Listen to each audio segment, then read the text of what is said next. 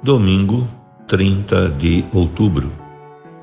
Meu querido irmão, minha querida irmã, estamos entrando na sua vida e muito gostaríamos de entrar no seu coração para aí semear a palavra de Deus, e é sempre a grande orientação para a nossa vida.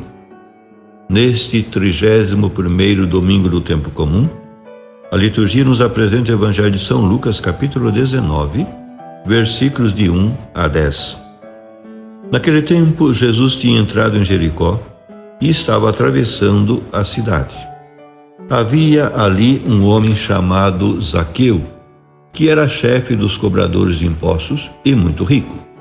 Zaqueu procurava ver quem era Jesus, mas não conseguia por causa da multidão, pois ele era muito baixo. Então ele correu à frente e subiu numa figueira para ver Jesus, que devia passar por ali. Quando Jesus chegou ao lugar, olhou para cima e disse: Zaqueu, desce depressa.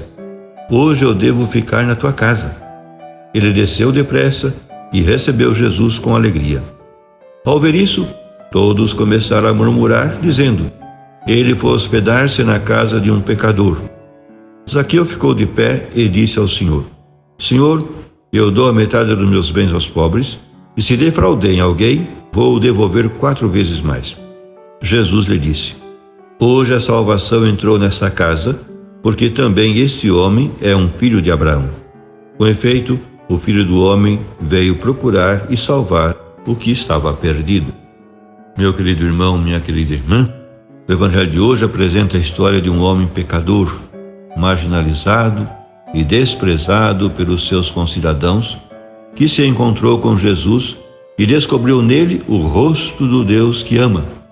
Convidado a sentar-se à mesa do reino, esse homem egoísta e mau deixou-se transformar pelo amor de Deus e tornou-se um homem generoso, capaz de partilhar os seus bens e de se comover com a sorte dos pobres. Zaqueu era naturalmente um homem que colaborava com os opressores romanos e que se servia do seu cargo para enriquecer de forma imoral, exigindo impostos muito acima do que tinha sido fixado pelos romanos e guardando para si a diferença, como aliás era prática corrente entre os publicanos. Era, portanto, um pecador público, sem hipóteses de perdão, excluído do convívio com as pessoas decentes e sérias. Era um marginal, considerado amaldiçoado por Deus e desprezado pelos homens. A referência à sua pequena estatura, mais do que uma indicação de caráter físico, pode significar a sua pequenez e insignificância do ponto de vista moral. Esse homem procurava ver Jesus. O ver indica aqui, provavelmente, mais do que curiosidade. Indica uma procura intensa, uma vontade firme de encontro com algo novo, uma ânsia de descobrir o reino, um desejo de fazer parte dessa comunidade de salvação que Jesus anunciava. No entanto, o mestre devia parecer-lhe distante e inacessível, rodeado desses puros e santos que desprezavam os marginais como Zaqueu. O subir uma figueira indica a intensidade do desejo de encontro com Jesus, que é muito mais forte do que o medo do ridículo ou das vaias da multidão. Como é que Jesus vai lidar com esse excluído que sente um desejo intenso de conhecer a salvação que Deus oferece e que espreita Jesus no meio dos ramos de uma figueira? Jesus começa por provocar o encontro. Depois sugere a Zaqueu que está interessado em entrar em comunhão com ele, em estabelecer com ele laços de familiaridade.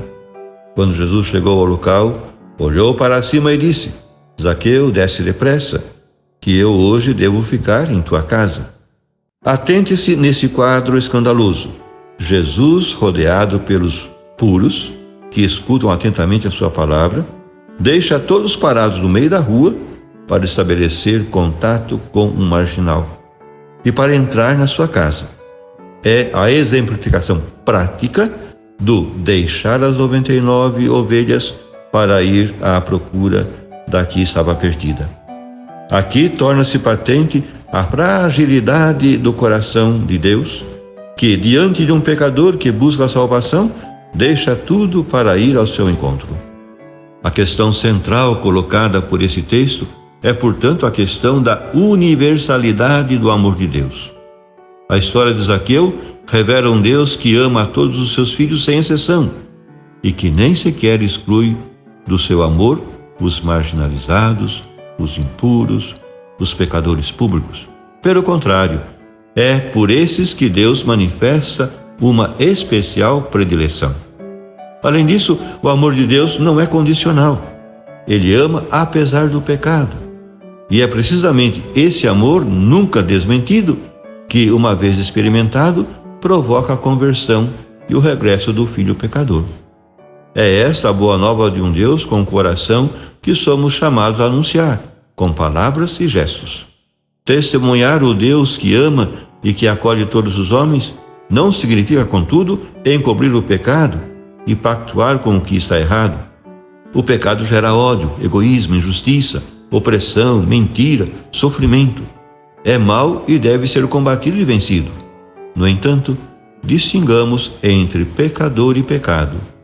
Deus convida-nos a amar todos os homens e mulheres, inclusive os pecadores, mas chama-nos a combater o pecado que enfeia o mundo e que destrói a felicidade do homem. Por fim, rezemos. Ó Deus de poder e misericórdia, que concedeis a vossos filhos e filhas a graça de vos servir como devem, fazei que corramos livremente ao encontro de vossas promessas. Por Cristo nosso Senhor. Amém. E a você, meu querido irmão, minha querida irmã, que me acompanhou neste encontro com a Palavra de Deus, desça sobre ti a bênção de Deus Todo-Poderoso, Pai e Filho e Espírito Santo. Amém.